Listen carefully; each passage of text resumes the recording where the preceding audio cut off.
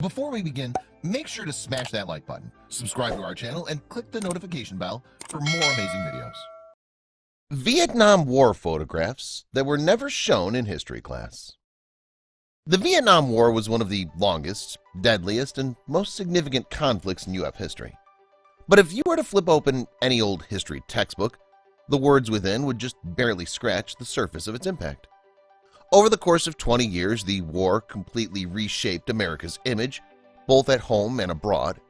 Yet the realities of the conflict still remain lost on even those that lived through it. Though nearly half a century has passed since the final shots were fired, these rare photos prove that there was much more to the Vietnam War than what we learned in history class.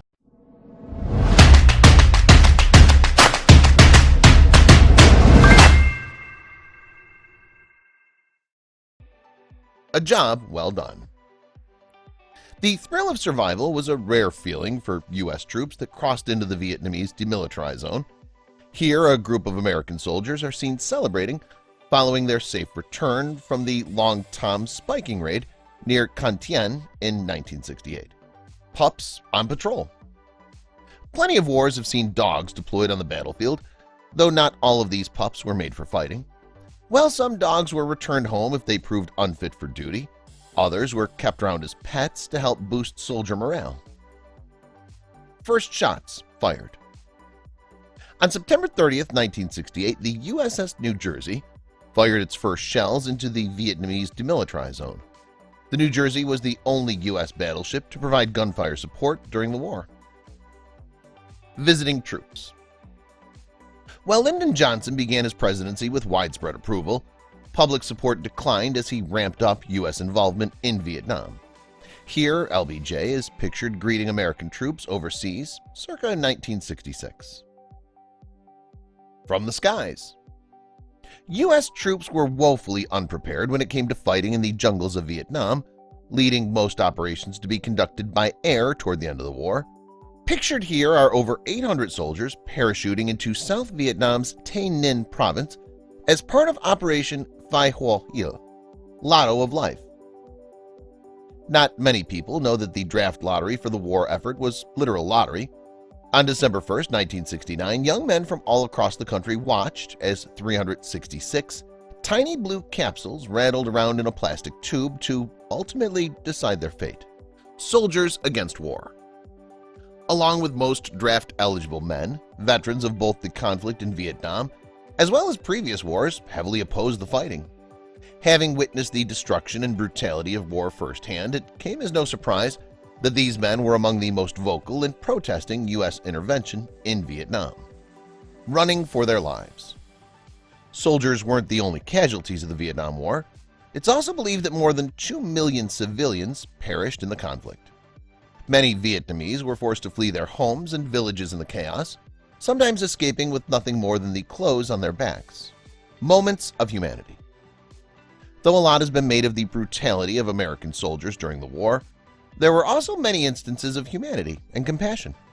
Here, 2 GIs are seen carrying a young Vietnamese girl out of harm's way, praying for protection. With death being uncomfortably close at times, it should come as no surprise that many soldiers turn to religion. Here, a priest performs a Christian faith service before a crowd of kneeling GIs. A little help from my friends. Despite the U.S. being considered the driving force behind the war, a number of its allies also entered into the fray, including Australia. The country contributed approximately 7,672 combat troops and 50,190 military personnel to the war effort, some of which are pictured here. Flying high. The might of the U.S.'s military arsenal was put on full display during the Vietnam War, especially when it came to aircrafts. Here, a squadron of 8 F-4 Phantom IIs are pictured flying over open water circa 1965. An end to war. On January 27, 1973, the warring sides officially signed the Paris Peace Accords, finally putting an end to U.S. involvement in Vietnam. Also called the Agreement on Ending the War and Restoring Peace in Vietnam, the treaty signing was attended by the governments of the Democratic Republic of Vietnam, North Vietnam, the Republic of Vietnam, South Vietnam, the Republic of South Vietnam, indigenous South Vietnamese, and the U.S. Black representation.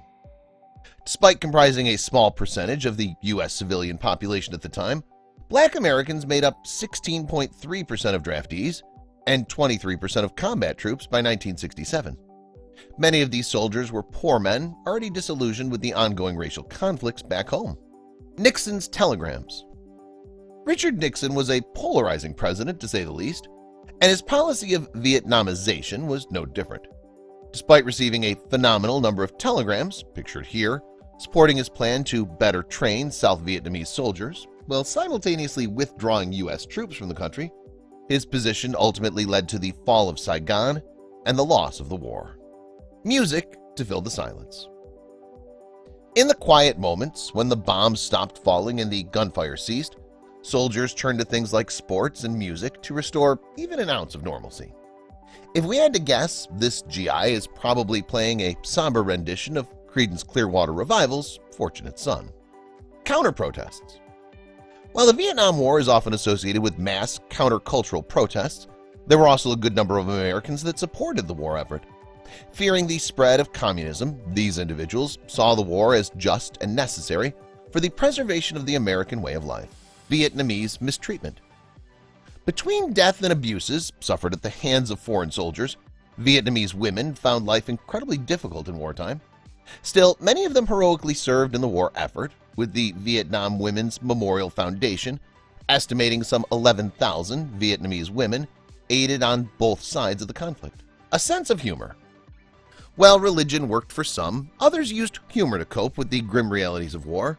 Let's just hope this soldier wasn't making a face at his commanding officer. Mass protests. The anti-war protests of the 60s and early 70s could get massive, with tens of thousands of people from all walks of life coming together to call for an end to the bloodshed. Pictured here is one such protest, which took place right at the turn of the decade on January 1st, 1970. Please share this with your friends and family.